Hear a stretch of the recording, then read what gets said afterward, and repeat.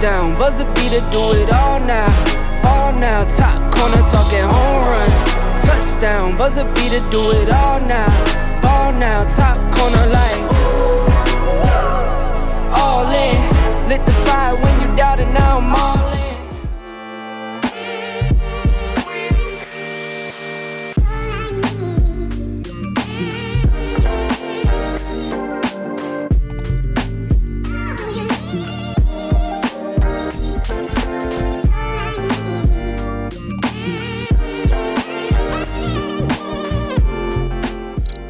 Alright, welcome back to yet another video. Now this is going to be a full immersive guide on how to build an aesthetic physique as a guy. Now why should you listen to me? Well, I went from looking like this to looking like this. And of course it took me time. I've been working out for about 6-7 years. But I've made a lot of mistakes in the past with regards to my nutrition and my training because there's a lot of fuss around the fitness industry. But with this guide, I'm going to give you a complete detailed blueprint that's going to bust all of these myths. And by the end of the video, you're going to have a clear roadmap of how to go from where you are to having an incredibly aesthetic physique. You see, I was a small, scrawny, skinny kid with low self-confidence. But I worked very hard to develop a physique that I'm proud of. And now it has positively impacted every single area of my life. I mean, I feel good about myself. I have a higher level of self-esteem, a higher level of self-confidence. People around me take me seriously. My social relationships have improved drastically. And it has positively impacted every single area of my life. Now, I don't know who you are, what shape you're in, what your beliefs might be right now. But I'm here to tell you that if you do the right things, you can definitely have an incredibly aesthetic physique. You just got to do the right things, and I'm going to show you exactly what you need to do. Now, let me tell you from the very start.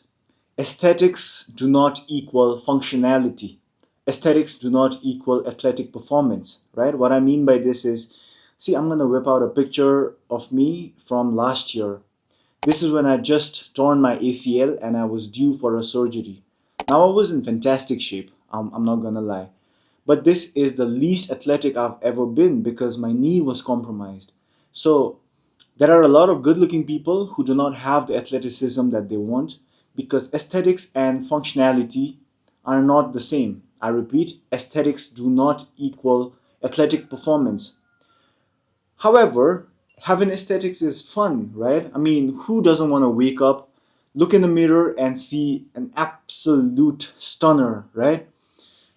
Now, jokes apart, I'm here to tell you that with the right strategies, within a time span of under a year and not even working out your entire life, I've seen people make exercising the entire personalities. You don't need to do that. I suggest 3 to 4 days of lifting every single week, proper nutrition, and you can have anything you want. I mean, I have pizzas and pastas and whatnot all fucking time, and I still look the way I do. Because, see, there's a lot of fuss in the fitness industry, and I've fallen prey to it. I worked out for 2 years, 2 long years, without ever producing the results that I wanted to. I mean, I was gaining a little bit of strength, I was gaining a little bit of size, but I was not chiseled. I mean, I wanted to be chiseled. I wanted to have abs. I wanted to have that V-taper physique that everyone seems to want. But ever since I understood what actually matters in this equation, things became super simple. And this is a science, which means if it's worked for me, it can work for anyone else, including you. So without further ado, let's dive right in. We are going to cover the principles, the fundamentals, the training, the nutrition, the rest and recovery, everything. So I'm due for a workout session. That's why I'm downing my coffee right now. So we'll get changed. We'll head to the gym.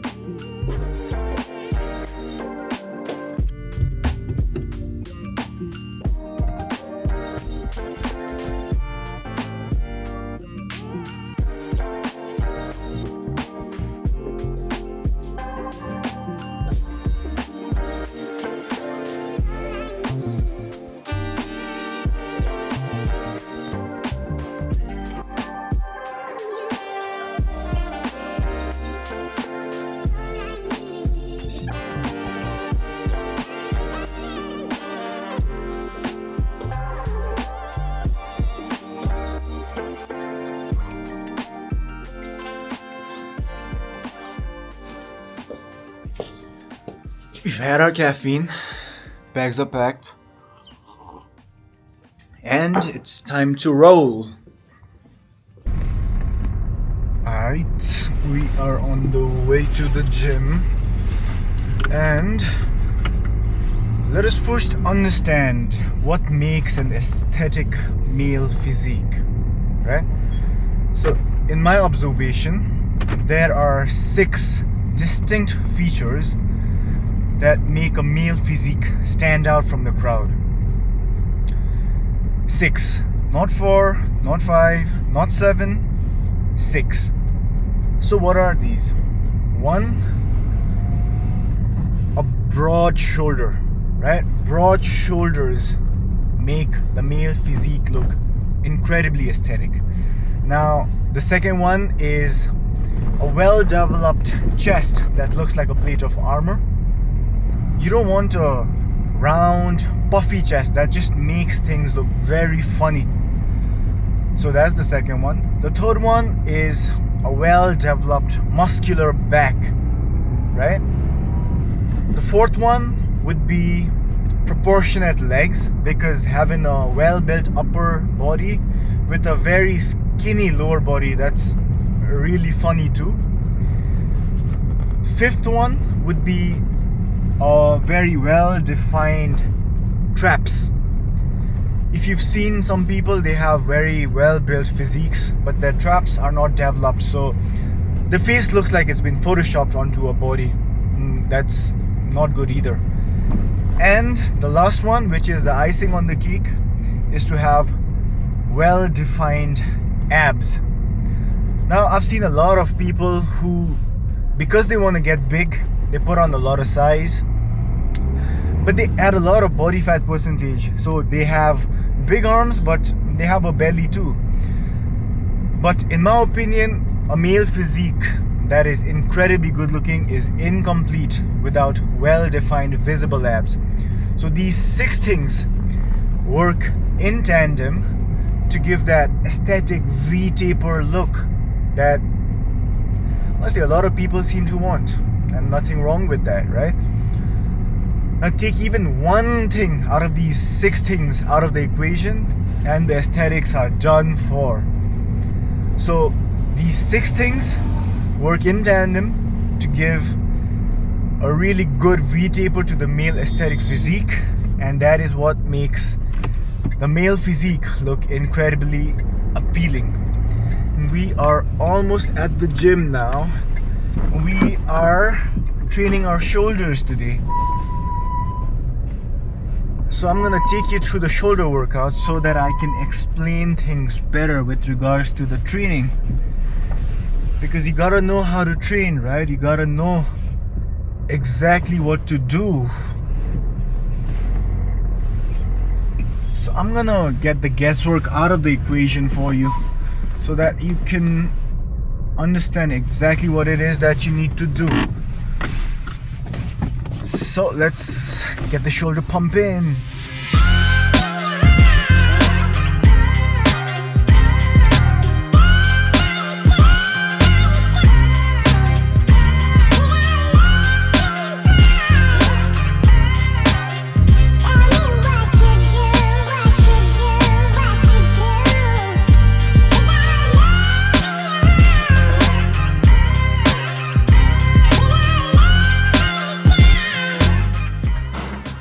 So we're warmed up, ready to start the workout, and I'm whispering because there are other people in the gym and I don't want to disturb them. But before I dive into the workout, there are 2 key principles that I want you to understand. Now these 2 principles, had I understood these at the beginning of my fitness journey, it would have saved me literally years. I worked out for over 2 years without ever understanding the fundamentals, and that's why I wasn't producing the results that I wanted to produce. So these 2 principles, in a nutshell, are incredibly important to understand if you want to make any solid progress. The first one is building muscle is an adaptation response from the body. So I'm gonna break this down and make things extremely clear and simple for you. See, the human body is an adaptation machine, right? You live in a cold place and you are accustomed to the climate.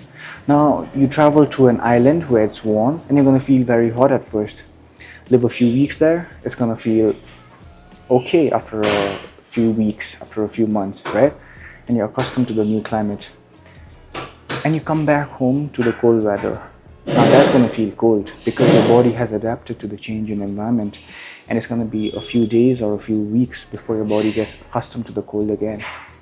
This is exactly the same thing when it comes to building muscle. Your body, when put under different environments by adding resistance to certain movements, builds muscle, as a result of which you look bigger. Let me explain this to you in a more concise fashion. Let me explain to you very simply what I mean when I say muscle building is an adaptation response of the body. So see, I have a barbell here and I'm going to do a military press, which is basically an overhead press, and it's loaded up with 5 kgs on either side. Now say I can do 6 reps tops with this amount of weight and I can't go any further. Now that's working my shoulders, right? Let me just show you.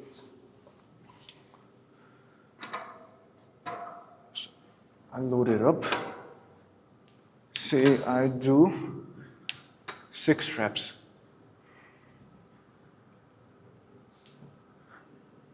That's 6. And say I can't go beyond 6 at all. And see, my shoulders are under stress. They're working, the muscles in my shoulders, right? Now, if I can somehow, by fixing my training, by fixing my nutrition, by fixing my sleep, be able to load up 10 kgs or 15 kgs or say even 20 kgs on each side instead of the 5, then by the time I'm able to do that, my body adapts to the change in the environment, which in this case is the change in weight. And it does so by building more muscle. And when I have more muscle, if my body has got to do it again, then it means that it'll be easier for me to do it the next time again. So this is what I mean when I say muscle building is an adaptation response of the body. This is true for every single exercise. So that was principle number 1. And why this is helpful is because when you're trying to build muscle in those 6 areas that need development, like I told you earlier, your shoulders, your upper chest, your back, and your legs and whatnot, it's incredibly important that you understand this principle so that you can train the right way, right? So that's principle number 1. Now the principle number 2 has everything to do with your abs. It's got everything to do with your abs, and this has got to do with your nutrition. So the second principle is, in a nutshell, the only way you're gonna lower your body fat percentage is through a caloric deficit.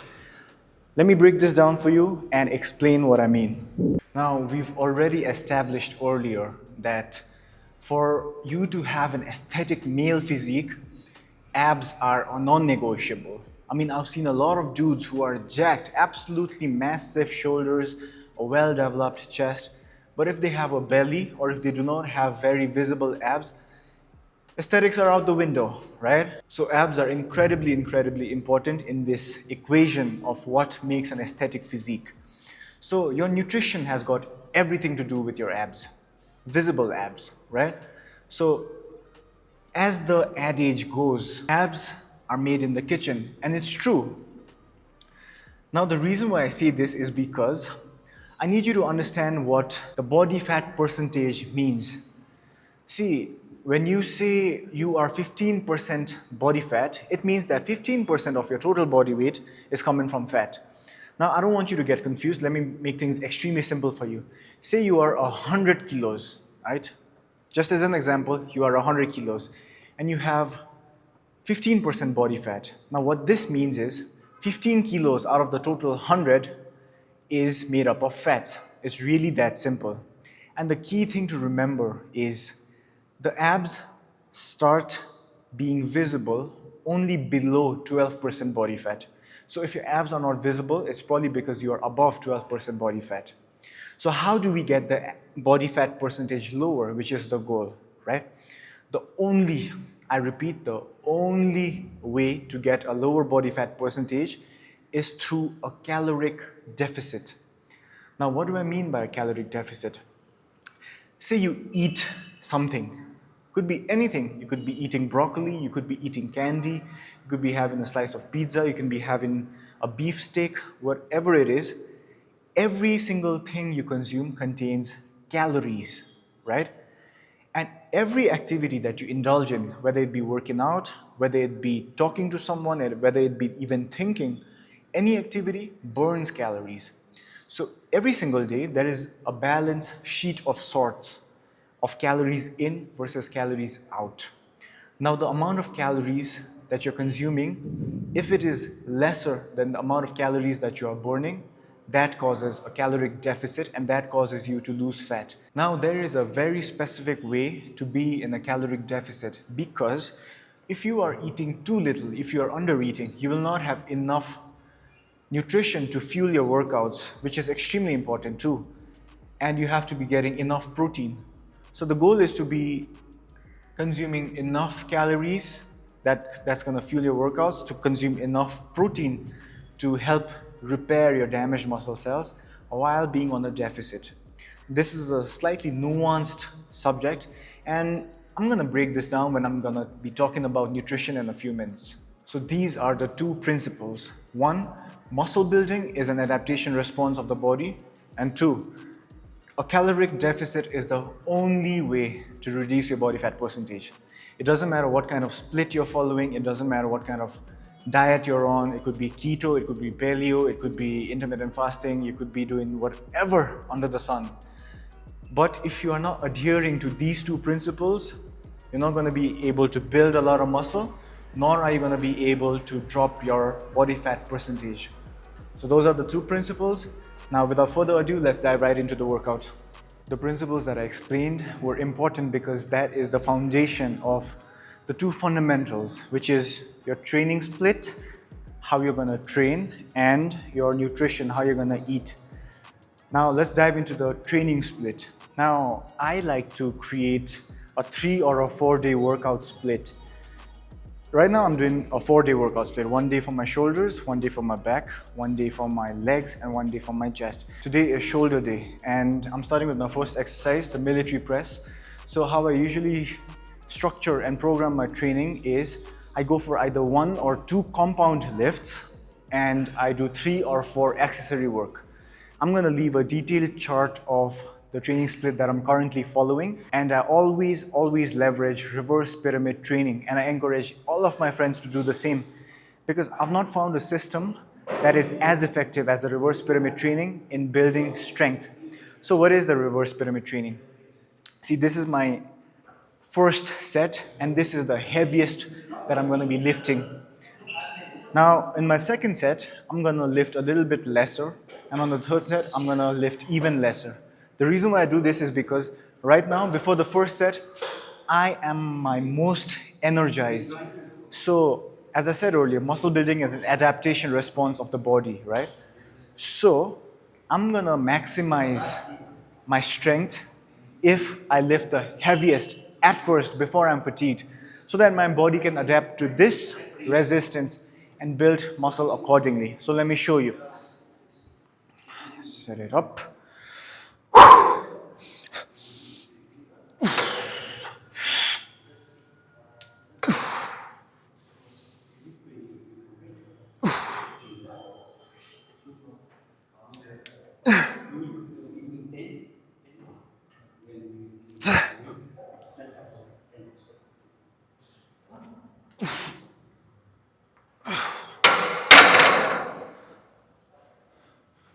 So this is set number 1, and I usually do only 4 to 5 reps.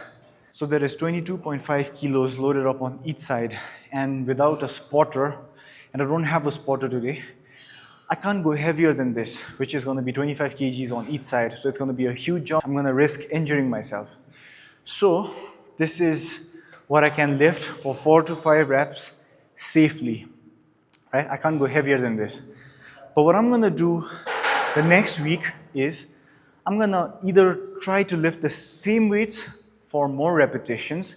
So I'm either gonna go for 6 or 7 reps, or I'm gonna increase how much I load up the bar. So it's probably gonna be 25 kilos on each side. So what happens is, I've given my body stimulus right now through this training, right? My body is gonna have to adapt to the change in environment. And if I give it enough proper nutrition, which I am, if I'm gonna sleep well, next week at the same time when I'm training my shoulders again, my shoulders will have become a little bit stronger and I can lift more. So this is the premise behind progressive overload. And this is how I train. Now, why I encourage people to do 4 to 5 reps is because anything below that, your body's not gonna get any stimulus. I mean, you can gain benefits for things like powerlifting or testing your 1 rep max, but for your body to actually adapt and grow muscle consequently is the rep range, the ideal rep range is 4 to 5, right? Anything above that, anything above 8 actually is hypertrophy.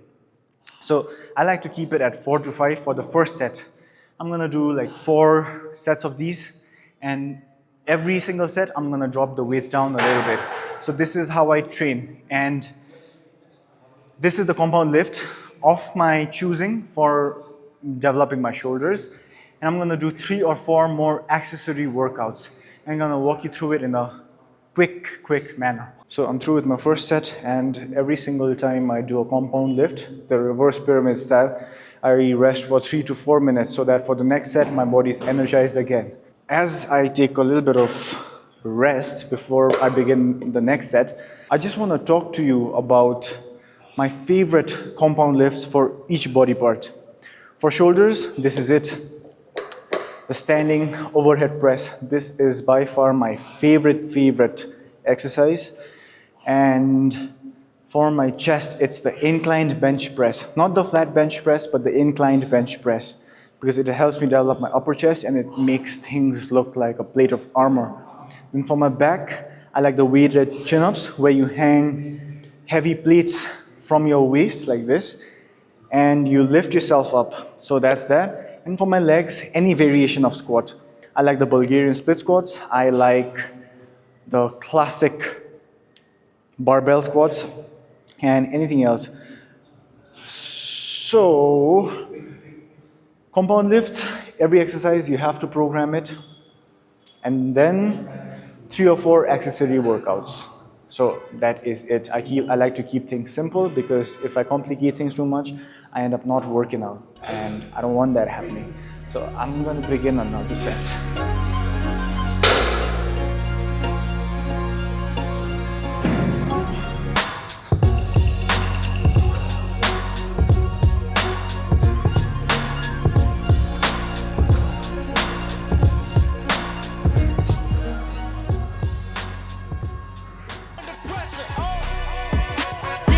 Wanted this shit forever. I've been in the field with whatever they throw at me. Brush it off, pick myself up, moving on to the better. Hey. Ain't no errors, baby, it's a new era. I wake up early, feeling rich like I'm Kesha. I get to the paper, boy. Extra. Fuck with me, you know that I got it. Come with me, let's take a trip to the islands. We up on the jet, we'll do more than just fly on it. Stand on that hill, you gon' die on it. Boom. Baby, I'm not one of them, you should try on it. Miss me with all that, I'm on it and next. Fuck this up, I send you back to your ex. But good luck with that, this is big as it gets. Hey, let's see how you do under pressure. Let's see how you do under pressure. Give them a name to remember.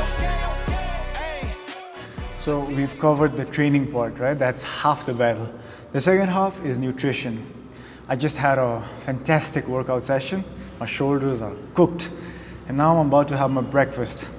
Now, when it comes to having visible abs and when it comes to looking absolutely lean, where you see the tightness of the muscle, where you feel absolutely ripped, nutrition is everything. So as I already told you, you have to have low levels of body fat percentage. Ideally, under 12% is the sweet spot. I like to stay somewhere around 10-11% throughout the year, and it's extremely doable. Now the whole nutrition game, it's a little bit tricky, but it definitely can be figured out.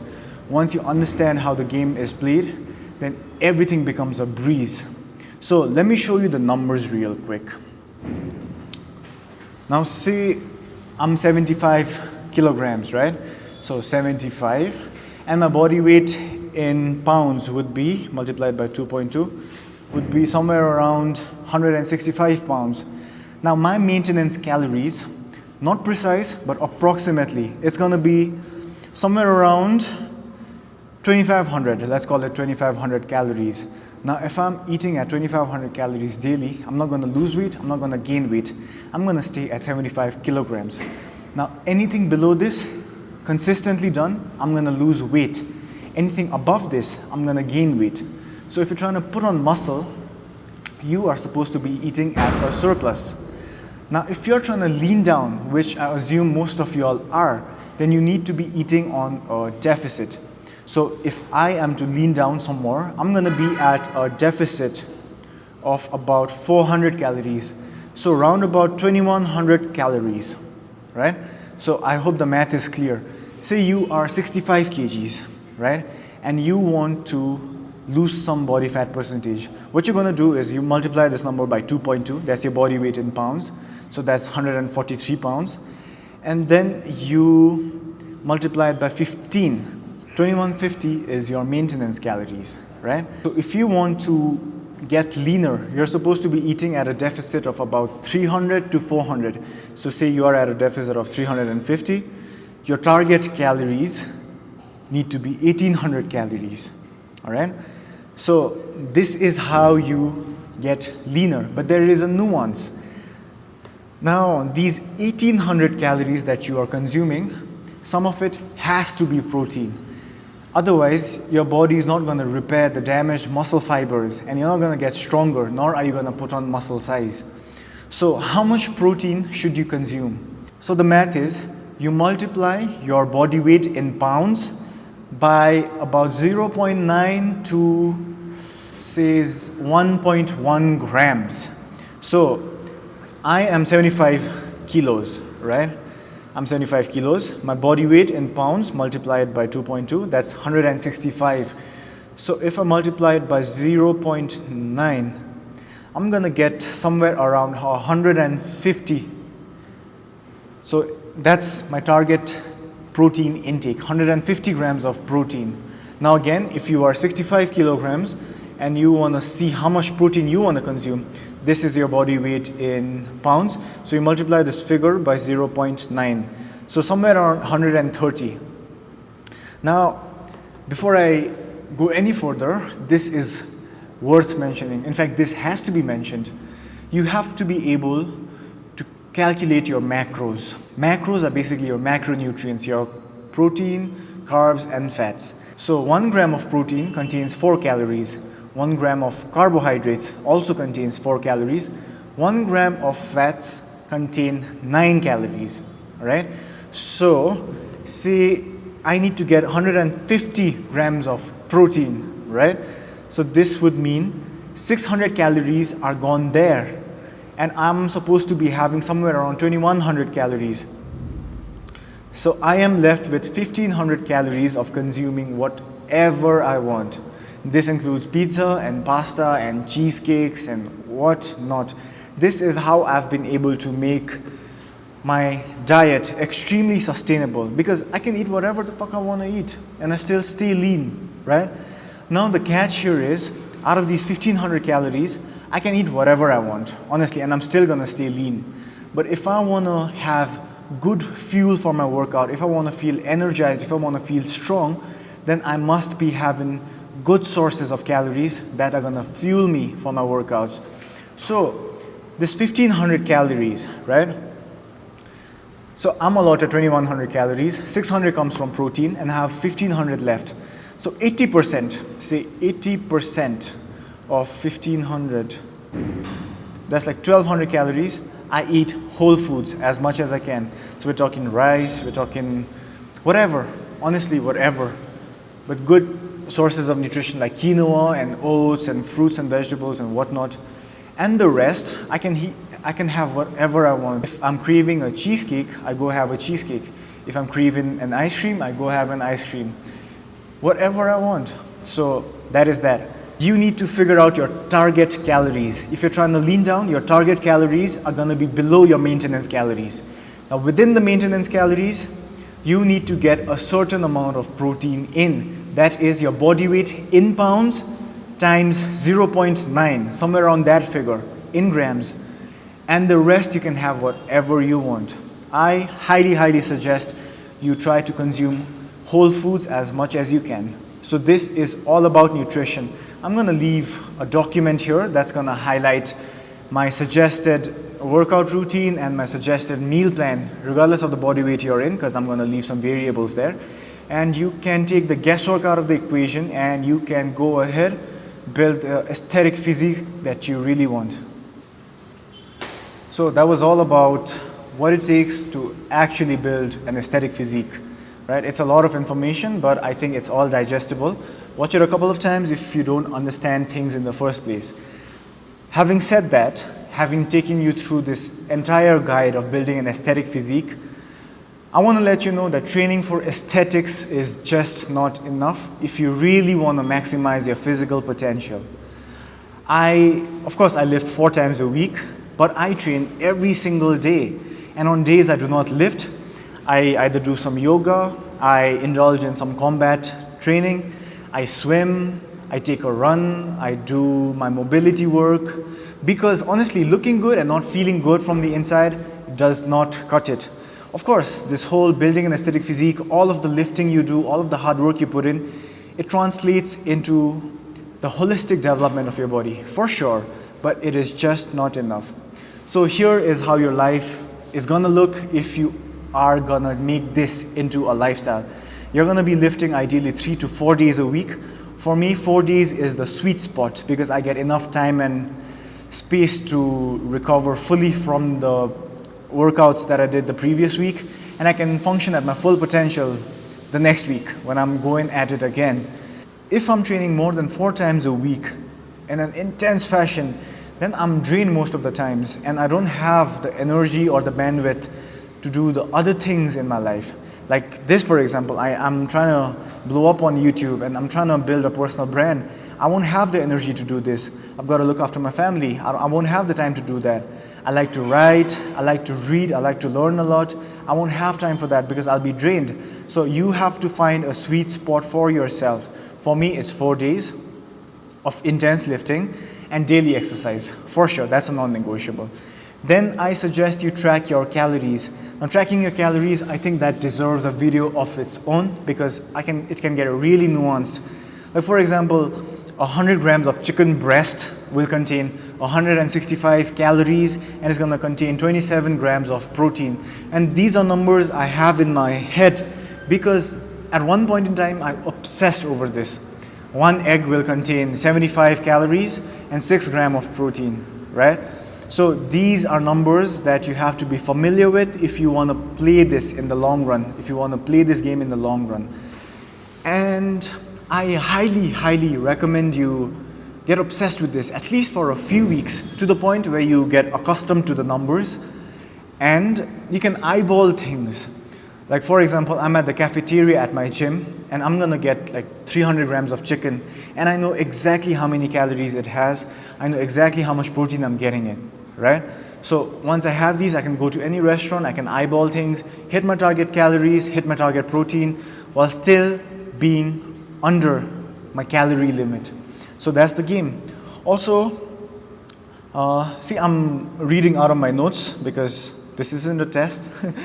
So I highly suggest you leverage reverse pyramid training too. Maybe I'll create another separate video just highlighting the benefits and the uses of the reverse pyramid style of training because it is absolutely a game changer. I made the most amount of gains strength-wise when I started training this way, and I highly encourage you to look into and utilize intermittent fasting too. All of this said, it's been a long day and I'm gonna get to the editing part of things and I'm gonna see you in the next one. Peace out.